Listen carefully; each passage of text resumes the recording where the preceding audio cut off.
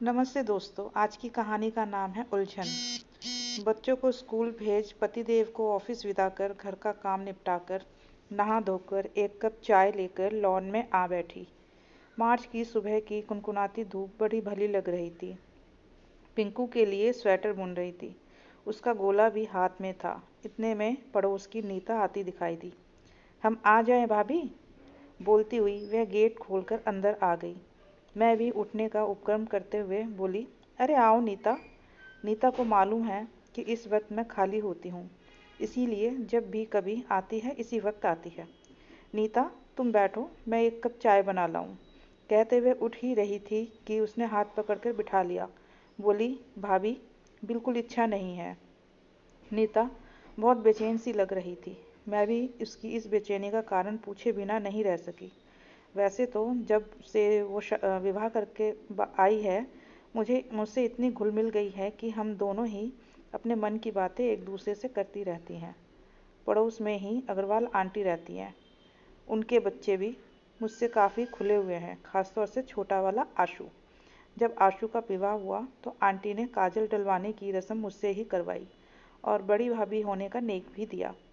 मुंह दिखाई की रस्म के दिन जब मैंने नीता के हाथ में अपना तोहफा रखा तो आंटी के कहने पर उसने मेरे पैर भी छुए। तब मैंने ही कहा था, आंटी प्लीज़, इसे मैं अपने पैर नहीं छूने दूंगी, इसे तो गले से लगाऊंगी। मुझे तो इसे देखकर अपनी छोटी बहन की याद आ गई। उस दिन के बाद से हमारे बीच एक अजीब सा रिश्ता बन गया। कहती तो वो मुझे भाभी थी, पर मानती बड़ी बहन थी की तरह थी। शुरू शुरू में नए घर परिवार में सामंजस्य बिठाने में तकलीफ आती है। मैं भी गुजर चुकी थी इस दौर से। अतः मैं हर बात की सीख छोटी बहन के नाते से उसे देती। धीरे धीरे वह घर में घुल मिल गई। हमारे रिश्ते और प्रगाढ़ होते चले गए। बड़ी भव्य अपने अपने घर जा चुकी थी, क्योंकि दोनों बड़े भैया बाहर नौकरी करते थे।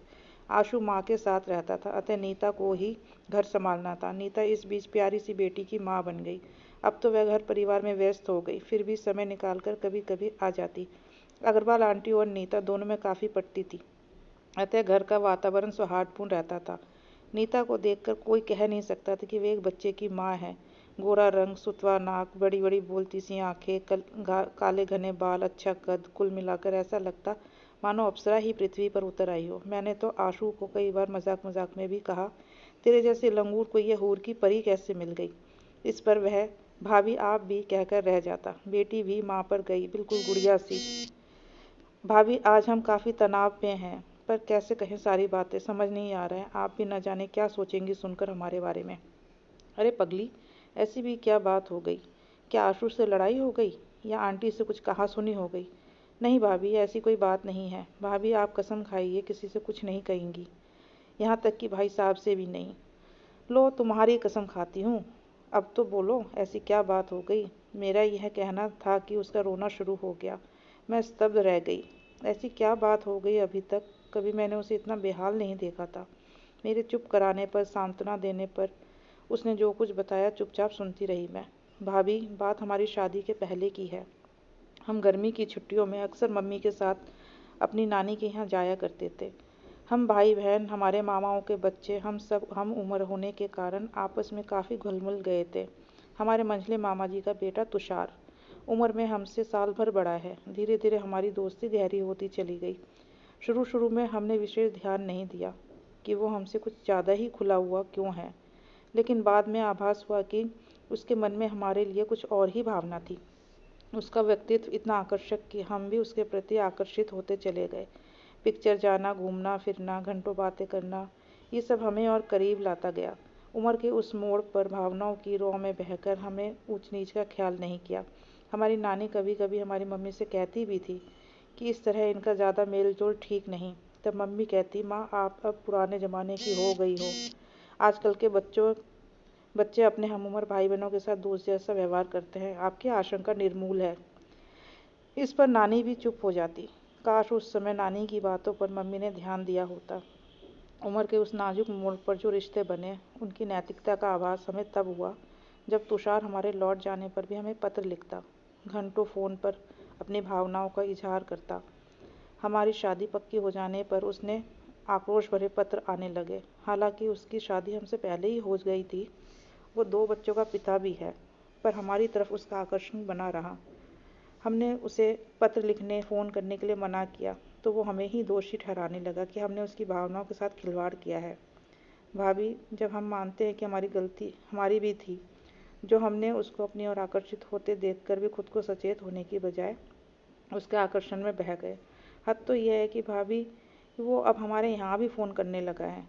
हमने उसे फ़ोन करने से मना किया तो उल्टी सीधी बातें करने लगा। अब तो हमारी हालत यह हो गई कि अपने किए पर ग्लानि तो होती ही है, साथ ही ये डर भी लगा रहता है कि आशु और मम्मी जी को पता चलेगा तो क्या होगा। भाभी, हम तो शर्म से डूबकर मर ही जाएंगे। आशु इतने अच्छे हैं कि हमने उनके साथ ऐसा विश्वासघात किया, यह सोचकर ही हम बहुत शर्मिंदगी महसूस करते हैं। अब कल ही की बात है, तुषार का रात को फ़ोन आया था। फिर वही रटी रटाई बातें कह रहा था। इस पर हमने उसे बुरी तरह डांट दिया कि क्या तुमको ऐसी बातें करते शर्म नहीं आती? तुम्हारी बीवी है, बच्चे हैं, मैं भी एक बच्चे की माँ हूँ। क्या अब ये तुम्हें शोभा देता है? आगे फ़ोन किया तो मुझसे बुरा कोई नहीं होगा।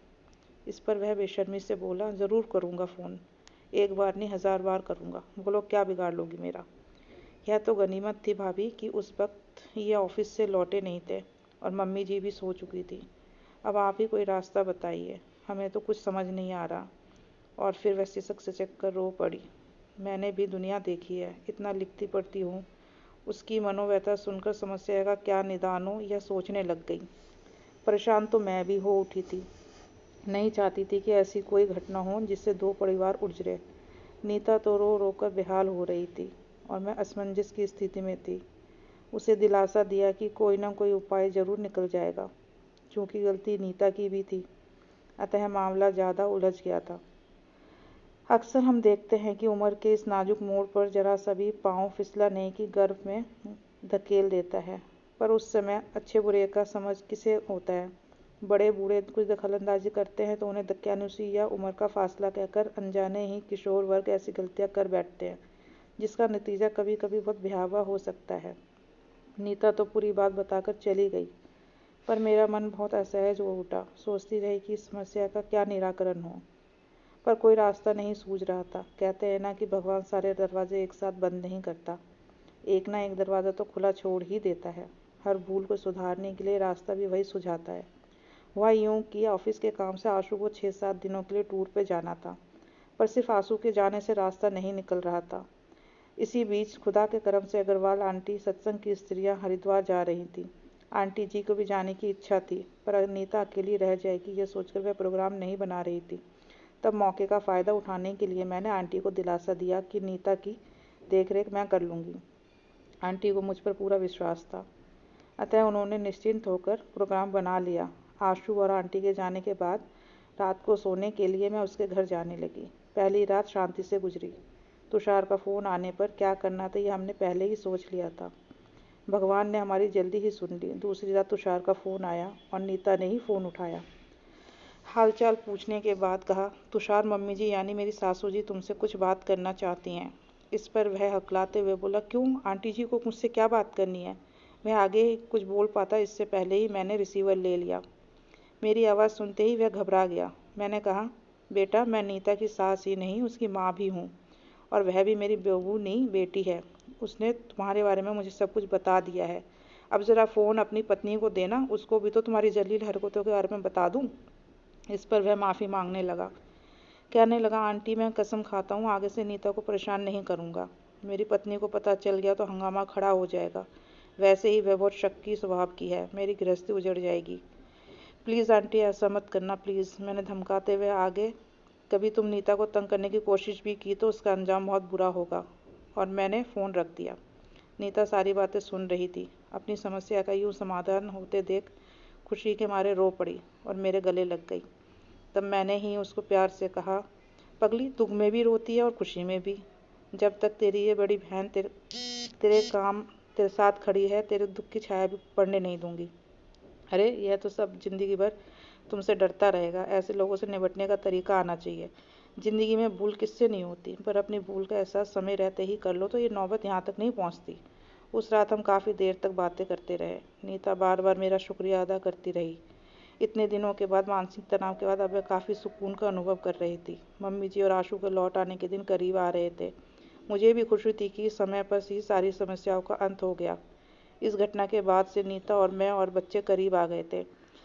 आज नीता 2 प्यारे बच्चों की माँ है, खुशहाल गृहस्थ जीवन व्यतीत कर रही है। नीता की सुखी गृहस्थी देखकर संतोष होता है। कभी कभी विचार आता है कि न जाने ऐसे कितने तुषार पैदा होते रहेंगे। इनके चंगुल में नीता जैसी भोली वाली बालिकाएं फंस जाती है। ऐसी स्थिति में ये फर्ज है हम बड़ों का अपने बच्चों का सही मार्गदर्शन करें, जीवन की ऊंच नीच समझाएं, रिश्ते के नैतिक मूल्यों का बोध कराएं। मेरी बेटी भी बड़ी हो रही है और मैं काफ़ी सचेत रहती हूँ। मेरी टोका टोकी की आदत से कभी कभी वह कह उठती है, generation gap mummy, generation gap. पर जीवन के अनुभवों से जो देखा है वही संस्कार अपने बेटी में डालने की कोशिश करती हूँ। चाहती हूँ कि उसे सही दिशा, ज्ञान और सही मार्गदर्शन मिले, ताकि वह जीवन के मूल्यों का सही विश्लेषण कर सके और वही आगे आने वाली पीढ़ी को भी विरासत में दे सके। दोस्तों, अगर कहानी अच्छी लगी हो तो please like, share and subscribe ज़रूर कीजिएगा। Thank you.